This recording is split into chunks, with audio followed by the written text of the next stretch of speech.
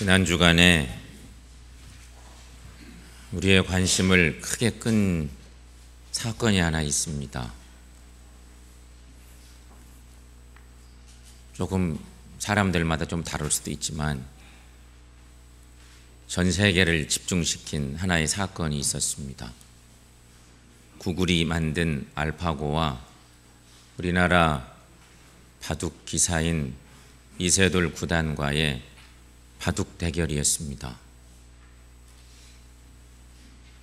결과는 인공지능에 인간지능이 패했습니다.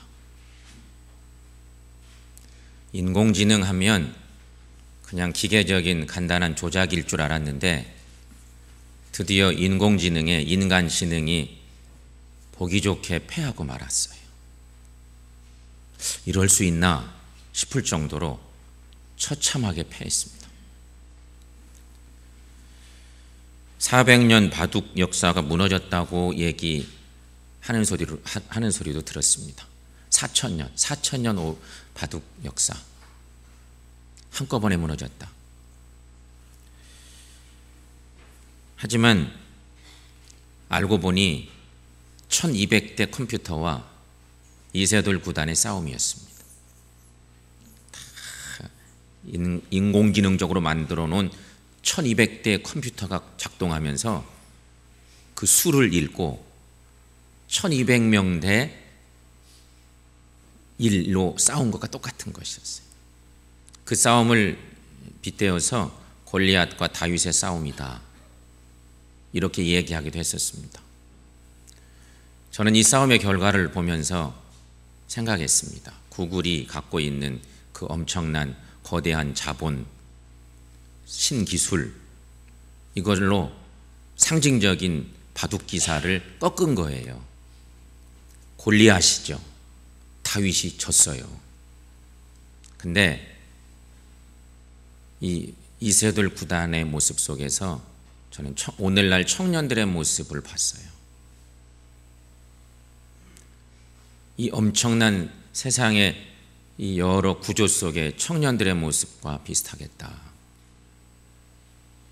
그런 생각이 들더라고요.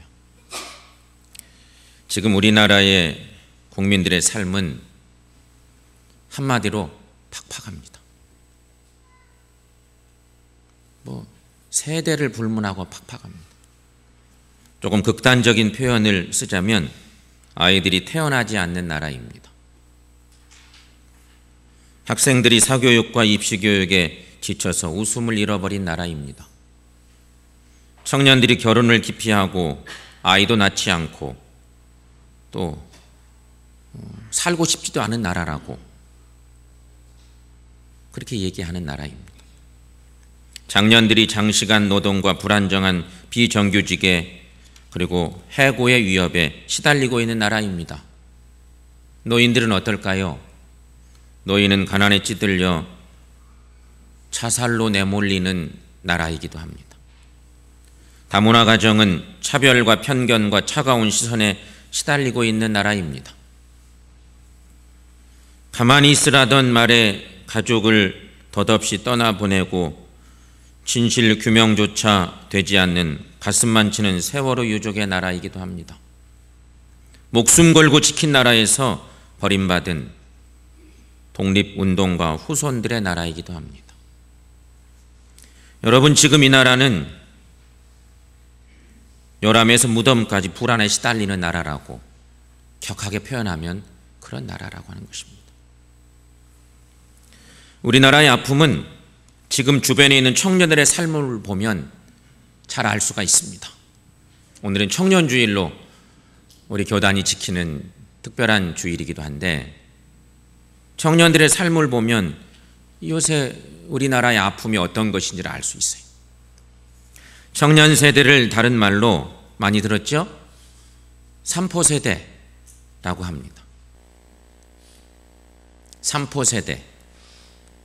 연애, 결혼, 출산을 포기했다. 그래서 삼포세대입니다.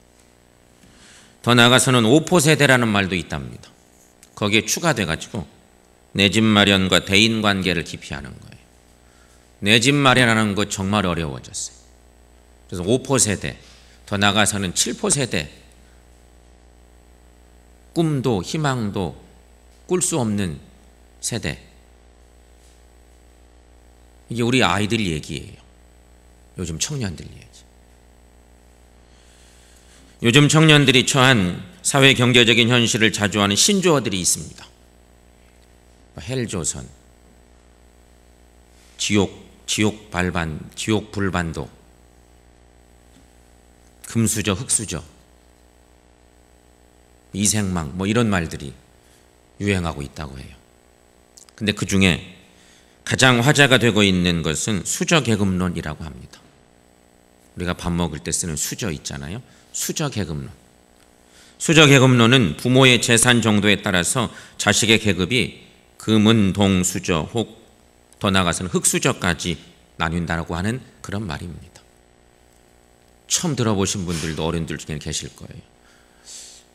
가만히 보니까 요즘 드라마에서 이런 얘기를 그냥 공공연히 쓰고 있어요. 이게 쓰이기 때문에 드라마 속에서도 나와요. 자산이 20억, 우리 교우들 중에 자산이 20억 있는 교우들이 있을까 모르겠어요. 자산이 한 20억쯤 되고 가구 연수입이 2억 원 이상일 경우에는 금수저랍니다. 금수저. 우리 교우들 중에 금수저가 있을까요? 자산이 10억 또는 가구 연수입이 1억 이상일 경우는 은수저. 자산이 5억 또는 가구 연수입이 5,500만 원 이상일 경우는 동수저라고 나눈답니다. 여기에 들지 못하면 흑수저예요.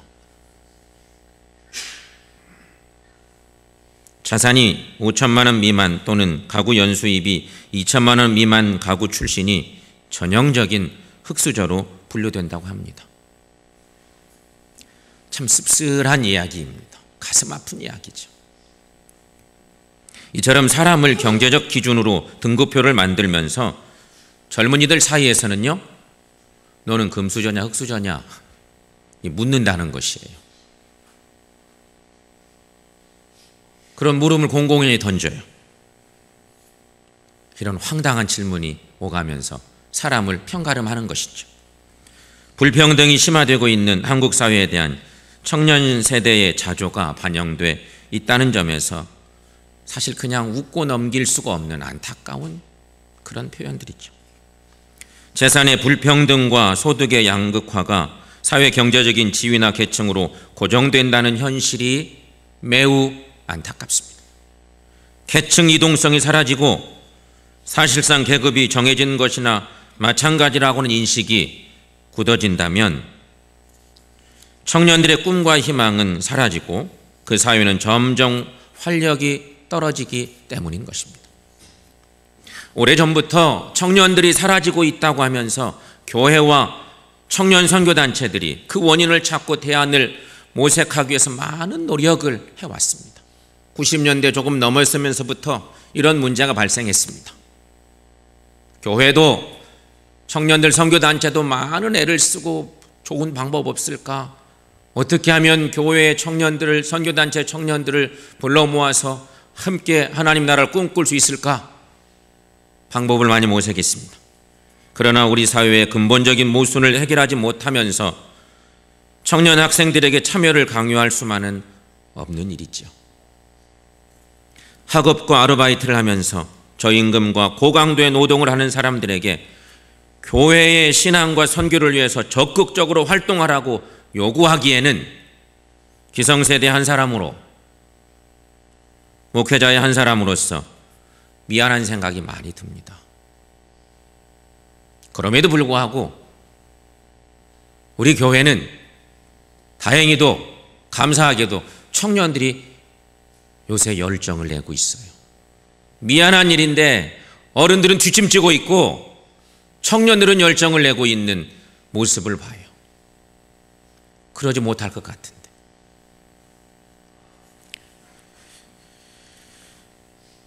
그럼에도 불구하고 여러분, 사람들은 청년들에게 희망을 걸기도 하고 다양한 요구를 하지요.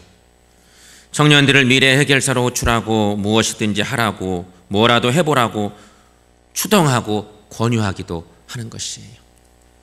2007년도에 88만 원 세대라고 하는 책이 나왔습니다. 유명한 문구입니다. 우석훈의 88만 원 세대. 2010년도 김난도의 아프니까 청춘이다. 2015년 강준만의 청년이여 정당으로 쳐들어가라. 장하성의 왜 분노해야 하는가 등의 책을 통해서 기성세대들은 청년들에게 조언을 하거나 청년들을 힐링하고 응원하거나 부추기고 혹은 선동합니다. 이들의 요구를 받아들여서 청년들은 희망을 품고 뭐라도 해보려고 하지만 힘없는 청년들에게 현실의 벽은 너무 높고 단단해 보이기만 합니다. 성도 여러분, 기성세대의 미안한 마음이나 청년세대의 원망하는 마음만으로는 이 각박한 현실을 어찌할 방법이 없습니다. 이 절망의 현실을 넘어서 희망을 만들면서 살기 위해서는 더불어 함께 할 수 있어야 한다는 것입니다. 더불어 함께 하는 것. 성도 여러분, 이런 아름다운 모습이 우리 교회에만이라도 충만하게 넘칠 수 있기를 축원합니다. 줄탁동시라고 하는 말이 있어요. 줄탁동시. 자막을 한번 보세요. 한문을 보면 금방 이해를 하시는 어른들도 계실 거예요. 줄탁동시. 이 말은 닭이 알을 품다가 달이 차면 알 속의 병아리가 안에서 껍질을 깨기 위해서 쪼개 되잖아요. 이 알 속에서 병아리가 결안의 그 껍질을 깨는 것, 쪼는 것, 그것을 줄이라고 한답니다. 그것을 줄이라고 표현합니다. 그 반대로 어미 닭이 그 소리를 듣고 밖에서 함께 쪼아서 껍질을 깨트리는데 이것을 탁이라고 한답니다. 그러면 의미는 금방 오게 되죠. 그런데 문제는 이러한 행위가 때에 맞추어서 동시에 일어나면 병아리는 알을 깨고 세상에 나올 수 있다는 뜻입니다. 안팎의 두 존재의 힘이 함께 알 껍질에 작용될 때라야 비로소 병아리는 온전한 생명체로 이 세상에 태어날 수 있다는 것이죠. 현재와 미래가 불투명하지만 불투명한 현실 속에서 낙관이 아니라 희망을 만드는 사람들은 여전히 있습니다. 그 희망의 기본은요, 연대와 협력이에요.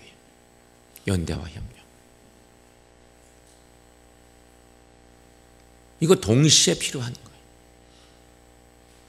너희들 왜 못하고 있어? 이게 아니고 이 기성세대들도 함께 힘을 모아서 도와가면서 연대하고 협력하는 그런 은혜가 필요하다는 것이죠. 요즘에 서민들과 청년들이 참 어렵습니다. 청년들도 어렵지만 경제적으로 토대를 갖지 못하고 있는 일반 서민들도 무척 어렵습니다. 요즘 최근 통계에 보니까 20대, 30대들의 소비가 우리나라 생긴 이래 사상 최초로 떨어졌답니다. 20대, 30대의 소비가 줄은 거예요. 사상 최초로 줄었어요. 이게 뭘 얘기하겠어요? 20대, 30대가 경제활동을 못한다는 증거예요. 그러니 연애도 포기하고 결혼도 포기하고 이런 문제가 생길 수밖에 없는 거죠.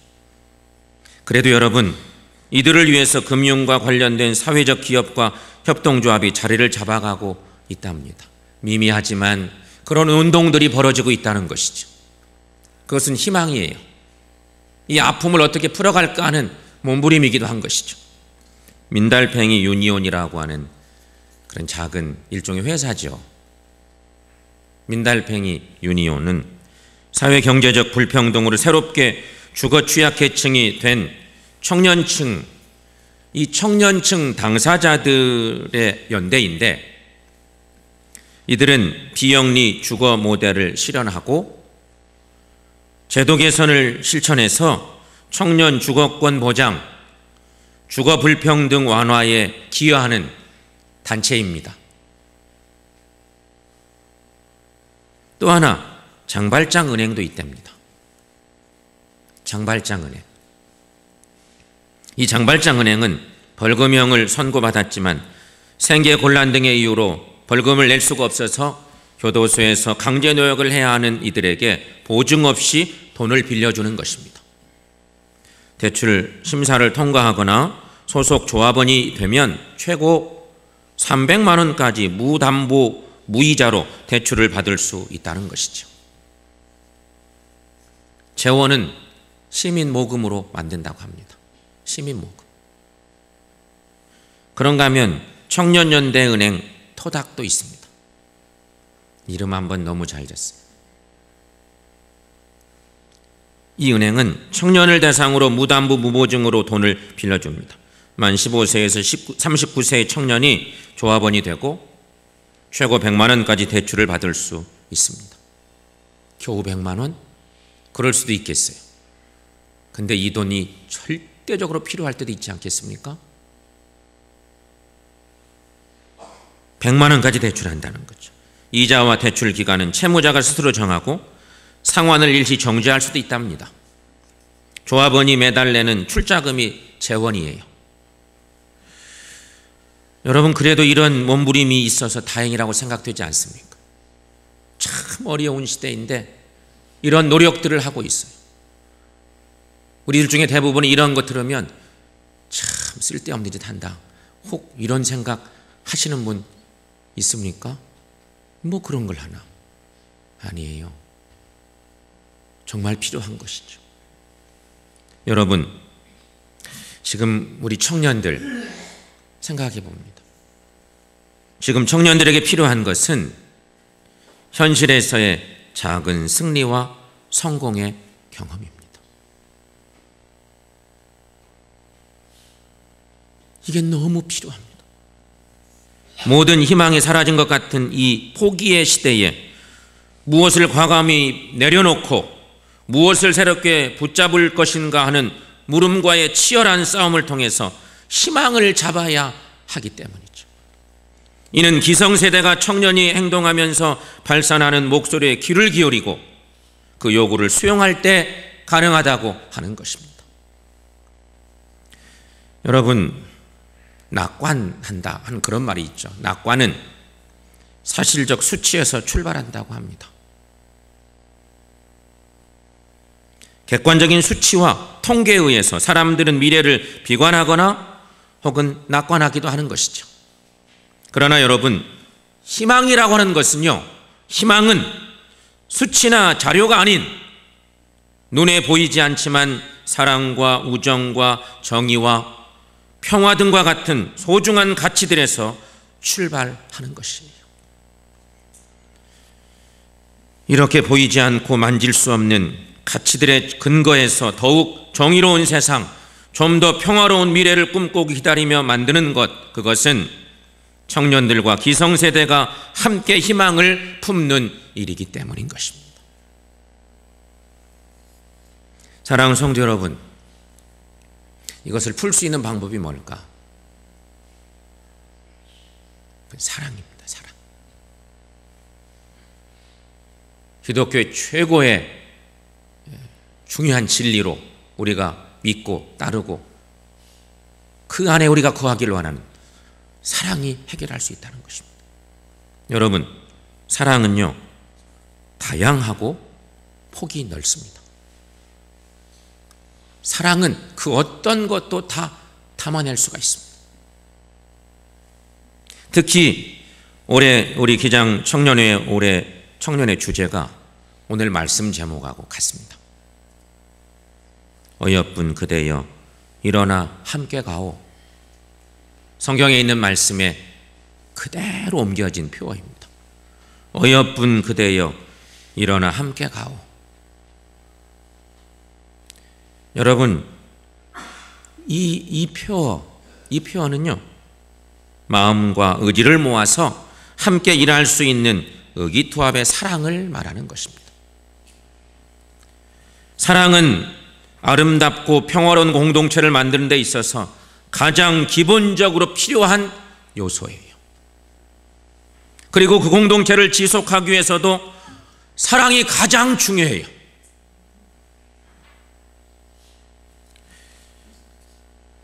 여러분, 우리 안에 사랑이 있나? 어떤 사랑을 하고 있나? 생각해 볼 일이죠. 사랑은 아름답고 평화로운 공동체를 만드는 데 있어서 가장 기본적으로 필요한 요소. 그것이 사랑인 거예요. 아가서의 오늘 본문 말씀, 이 아가서는 사실은 노래 중에 노래입니다. 노래 중에 노래. 원래 그 아가서의 의미는 노래 중에 노래, 그런 의미를 담고 있습니다. 이 아가서의 본문, 아가서 2장에서 노래하고 있는 그 내용은요, 남자와 여자가 혹은 사람과 사람이 서로 사랑하면서 만들어가는 공동체 모습을 그리고 있습니다. 남녀의 사랑 노래를 하고 있는 것이 아니에요. 그것이 저변에 깔려 있는 것 같지만 그렇게 읽고 이해하는 것은 오해예요. 남자와 여자가, 사람과 사람이 서로 사랑하면서 만들어가는 공동체 모습을 노래하고 있는 것이죠. 아가서 2장 말씀에 보면, 특별히 오늘 본문의 말씀은 아니지만 2장 1절부터 한 5절 말씀까지 거기 보면 거기 이런 노래를 하고 있어요. 청년들은 스스로 샤론의 수선화, 골짜기의 백합화, 가시나무 가운데 백합화, 숲풀 가운데 사과나무가 되어서 서로의 그늘에 앉아서 함께 기뻐하고 서로 열매를 만들어 가자고 그렇게 권면하고 있는 거예요. 또한 서로 잔치집으로 인도하는 깃발이 되어서 건포도로 서로 북돋우고 사과로 시원하게 하는 관계를 만들자고 노래하고 있는 거예요. 그리고 그 옆에 있는 친구에게 말하죠. 그렇게 자꾸 노래하면서 옆에 있는 친구에게 말하기를, 어여쁜 그대여 일어나 함께 가오, 이렇게 권하고 있는 것입니다. 그렇게 함께 갈 때에 우리는 새로운 세상을 만들 수 있는 것이에요. 이 어려움을 극복할 수 있다고 하는 것이에요. 이제 우리가 함께 만드는 세상은 혹독한 겨울의 추위가 아니라 생명의 기운이 넘치는 새봄의 아지랑이가 가득한 그러한 나라가 될 것입니다. 그러한 삶이 될 것입니다. 여러분, 오늘 본문 아가서 2장 11절에서 13절 말씀 자막에 있습니다. 한번 말씀을 한번 읽어보도록 하겠습니다. 겨울도 지나고 비도 그쳤고 지면에는 꽃이 피고 새가 노래할 때가 이르렀는데 비둘기의 소리가 우리 땅에 들리는구나. 무화과 나무에는 푸른 열매가 익었고 포도나무는 꽃을 피워 향기를 토하는구나. 아멘. 유대인들은요, 성경에 있는 작은 책들, 흔히 말하는 5 두루마리라고 말하는데, 룻기, 아가서, 에스더, 전도서, 예레미야가 이 5권입니다. 5 두루마리를 축제 때에 이 책들을 큰 소리로 낭독하는 전통이 있었다고 합니다. 룻기, 아가서, 에스더, 전도서, 예레미야가 이 5권의 책을 유대인 축제가 생길 때마다 그 절기에 한 권의 두루마리를 펴놓고 축제 때 큰 소리로 읽는 전통을 가지고 있었어요. 특별히 그 중에 아가서는요, 오늘 본문으로 주신 아가서는 이스라엘 백성이 이집트에서 해방된 날을 기억하고 기념하는 6월절에 낭독한 두루마리였답니다. 이상하죠? 6월절 같은 특별한 절기에 아가서가 읽어진 거야. 아가서가. 이것은 역사적으로 중요한 의미를 지니고 있어요. 출애굽의 해방과 가나안의 평등 공동체를 만들고 유지하는 일의 중심에는 하나님과 사람의 사랑, 사람과 사람의 사랑이 필요하기 때문에 아가서의 말씀을 6월절에 반드시 낭독하고 노래했다는 것이죠. 그리스도인의 삶에는 여러분 예수님을 따르는 것과 예수님을 섬기는 것, 그것이 반드시 필요합니다.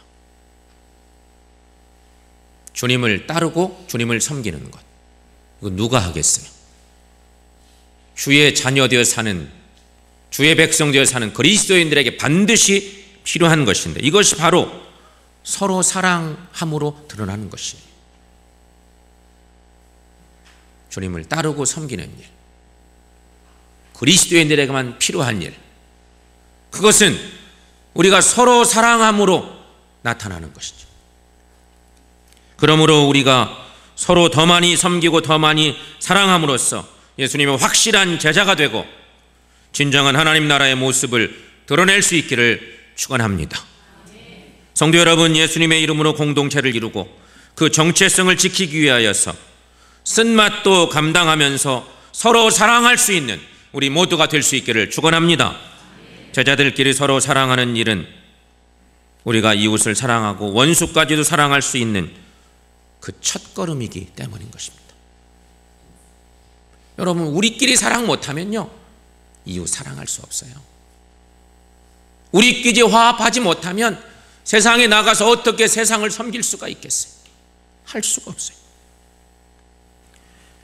교회 공동체 안에서 예수님이 본을 보여주신 섬김과 사랑의 길을 따르는 일은 그러므로 온 누리를 사랑으로 채우는 행동의 시작이다 하는 것입니다. 성도 여러분, 우리 안에 우리 하나님이 주신 사랑이 있습니다. 이 사랑의 힘으로 서로 섬기고 서로 사랑하고 주님을 따르는 삶을 통해서 주님이 기뻐하신 아름다운 공동체를 만들어 나갈 수 있기를 축원합니다. 성도 여러분, 지금 우리의 현실은 앞에서 본 것처럼 그리 희망적이지는 못합니다. 그러나 우리가 봄을 만드는 눈 속에 봄꽃이나 한 마리의 제비가 될 수 있어야 되겠습니다. 이렇게 이 세상의 희망을 먼저 품을 때에 우리 앞에 놓인 선한 일과 정의로운 일을 하나씩 행하고 실천할 때에 드디어 온 세상을 수놓는 꽃들이 피어나는 완연한 봄이 우리 가운데 올 줄로 믿습니다. 성도 여러분, 봄에 피는 꽃이 아름답고 대견한 이유가 뭘까요? 봄꽃이 더 아름답게 느껴지는 이유, 그것은 혹독한 추위를 이기고 꽃을 피우기 때문입니다. 요즘 우리 청년들은 혹독한 겨울을 하고 있습니다. 혹독합니다. 하지만 일어나 함께 가는 청년들이 되고 꽃을 피우는 청년들이 될 수 있도록 기성세대인 우리 어른들도 함께 손잡아주고 지지해주고 섬겨주고 사랑해줌으로 우리 함께 만들어 나간 아름다운 하나님의 사랑의 공동체를 세워나가고 그들로 아름다운 꽃을 피워낼 수 있도록 도와주는 우리 모두가 될 수 있기를 주님의 이름으로 간절히 축원합니다. 기도하겠습니다.